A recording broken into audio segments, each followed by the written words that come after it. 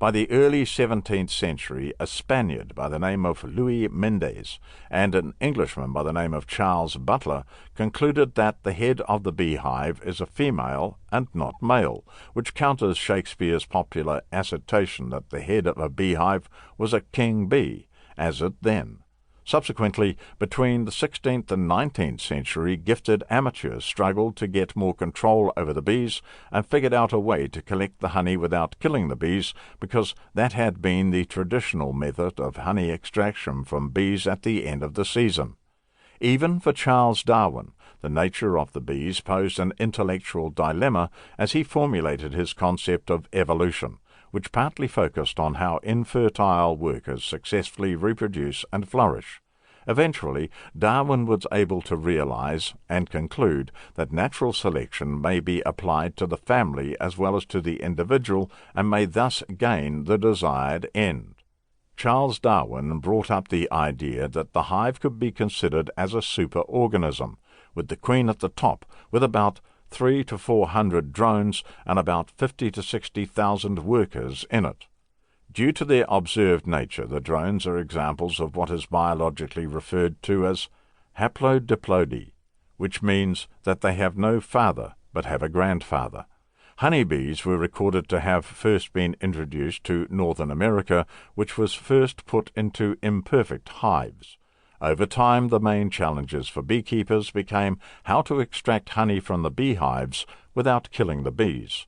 This led to several attempts by many people to create a perfect beehive that would solve this problem.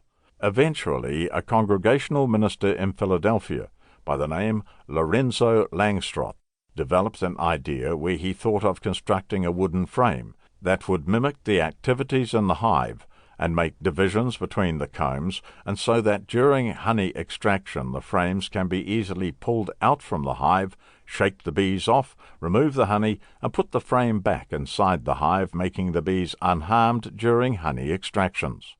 This idea has been the foundation in which successful beekeeping has been built on.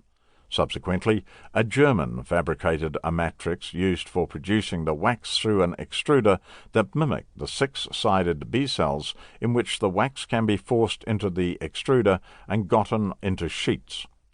In the 1870s, there was a Czech who invented an extractor that looks like the washing machine in which the frames can be put into and spin out the wax and honey.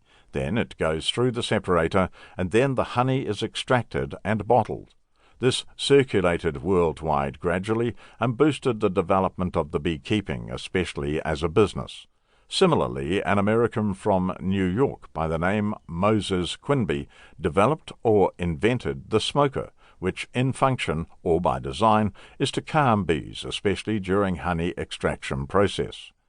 The idea behind the creation and use of smokers is a result of previous knowledge about bee mode of interaction, which is primarily through smell. As such, using smokes to communicate makes the bees perceive the extractor as less of a threat. As time passed, there was more interest, especially by beekeepers, to improve the genetic stock of keeping the bees, as there was a high preference for a particular bee species called the German black bee.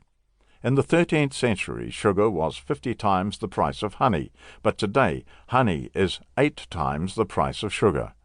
In the late 18th century, two Germans recognized the bees as very important pollinators.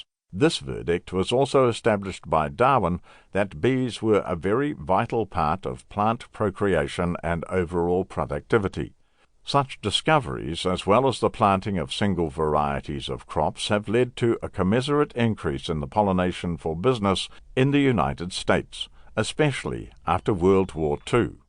For example, in California, about 80% of the world's almonds are produced, and that's about 900,000 acres of landmass, and each of the over 900,000 acres need about 2 hives of bees to be pollinated.